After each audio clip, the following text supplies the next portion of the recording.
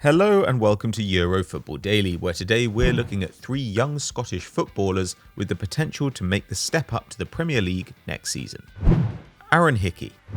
It takes a lot for the British press to take note of a defender in the Italian mid-table, but Aaron Hickey's name is already a regular on the sports pages across the UK. At the time of writing, the rumour mill has the Scot linked to Arsenal and Brentford, and after 2 years in Serie A, it seems the left-back is destined to return to the British Isles this summer, even though reports put a transfer fee in the range of £18 million, which even for the Prem seems a little steep. After all, Hickey finished 13th with Bologna in 2021-22 and wouldn't count as homegrown for a PL side, but perhaps we need to accept that gambles are more expensive than ever before. Ben White had only 36 top-flight appearances when Arsenal paid £50 million for him last summer. Gabriel had 40 the year before, but Hickey has 47 in Italy alone and 2 caps for Scotland. Not enough to be called a regular, but no joke either, given that Andy Robertson, Kieran Tierney and Josh Doig all play the same position. Hickey is also exceptionally young, turning 20 this summer, and even in the new Serie A, which is more receptive to youngsters, it's still extremely rare to see them given guaranteed starting roles, especially in defence. In fact, Hickey is one of just 3 footballers under 21 to have played centre-back or full-back in Italy this season, and even in the Prem it's rare, with only Luke Thomas, Ryan Ait-Nouri and Valentino Livramento getting over 500 minutes in defence at that age this term. This is a strong indicator of promise. Promise is definitely a word to keep in mind though, as Hickey is undeniably a work in progress. He ended the season just gone with 5 goals and 1 assist in league play, a healthy total, but that's more than double his XG, and at present he's creating just 1 chance every 2 games, so he's not exactly Trent Alexander-Arnold. But, like Robertson and Tierney, he has a phenomenal engine, and some of his key stats are trending in the right direction, and that's helpful when defensive numbers can be massively affected by the way teams play. For example, Hickey seems a decent presser, ranking right around average in his position for closing down opponents, but doesn't win the ball much at all, with only about 2.7 tackles and interceptions per 90, low enough to place below 84% of European fullbacks. But while in 2020-21 he came away from only 30% of his challenges with possession, this year that's jumped up to 60%,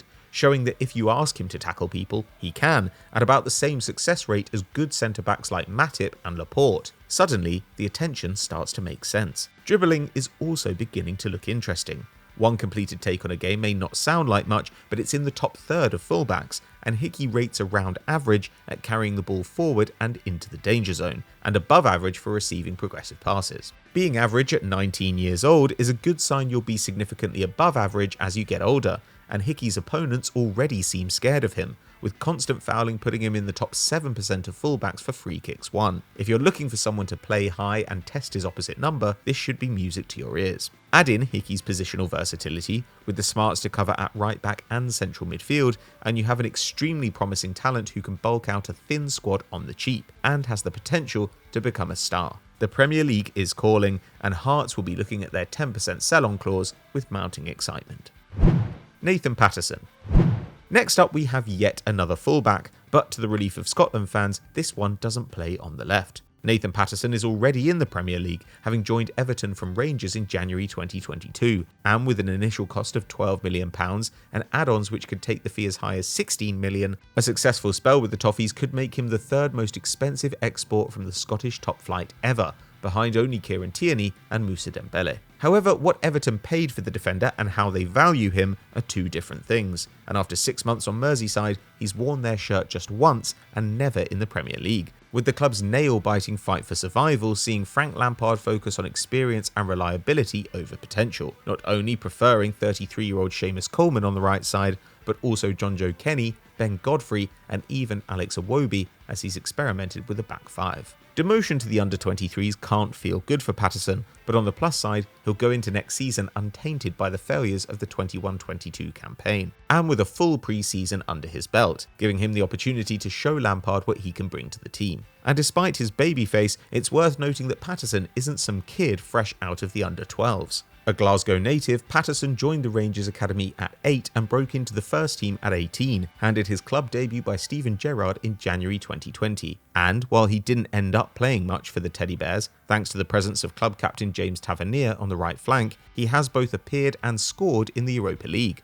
and featured enough in 2020-21 to earn a call-up to the Scottish national team and to pick up a league winners medal when Rangers ended Celtic's quest for 10 in a row. Since then, he's played a further 7 times for his country, and his most notable performance came in November 2021, when he starred in a must-win game away in Moldova, scoring one and assisting the other in a 2-0 victory which earned Scotland a World Cup playoff spot, putting them in the frame for their first appearance at the Showpiece tournament since 1998. So what kind of player is Patterson? Well, it's hard to say with his minutes coming in spurts over the last 2 years, but if we amalgamate all his game time, we can start to see some trends in his numbers.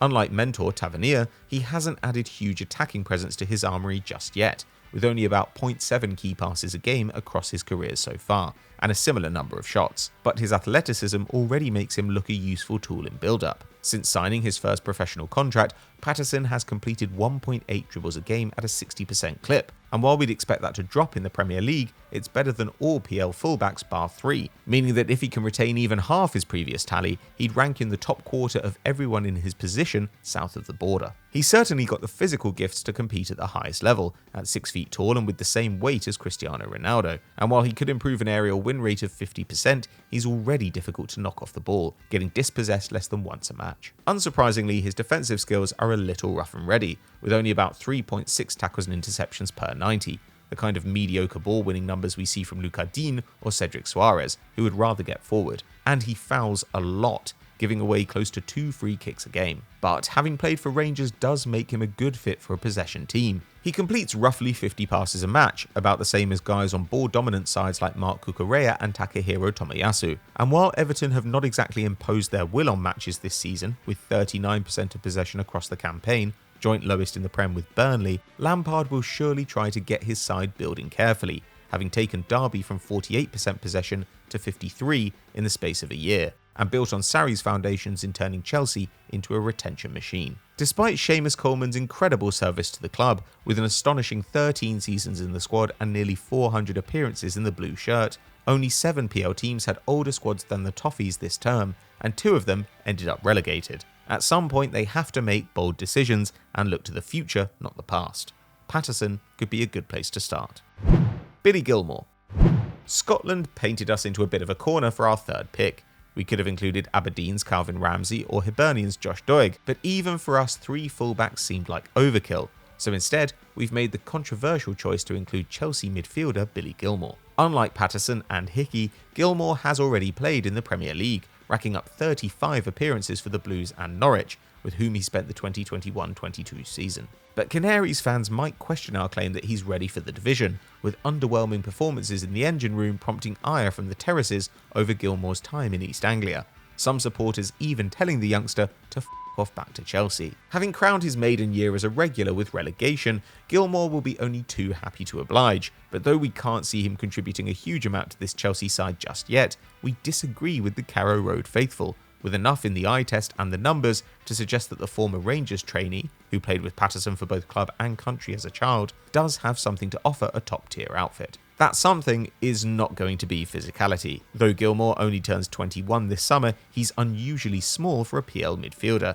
at just under 5'7" and 60 kilograms, about 4 kilograms lighter than Manchester City's tiny dynamo Bernardo Silva. But as N'Golo Kanté has shown, effort, energy and intelligence go a long way, and Gilmour at least has those, making 4 tackles and interceptions per 90 for Norwich this year and closing down opponents 24 times a game, among the best marks on the continent for a central midfielder. Once the ball is won, the Scot is excellent at keeping it.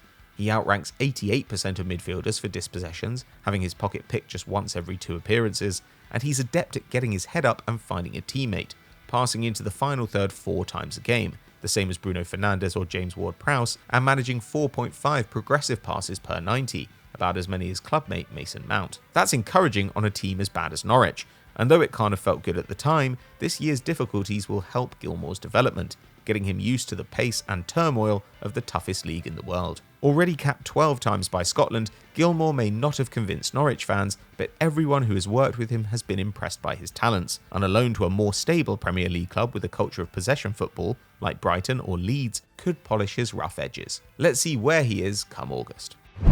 So those are 3 Scottish stars who we think are primed for a career in the top flight, but who else should we have included? Let us know in the comments below.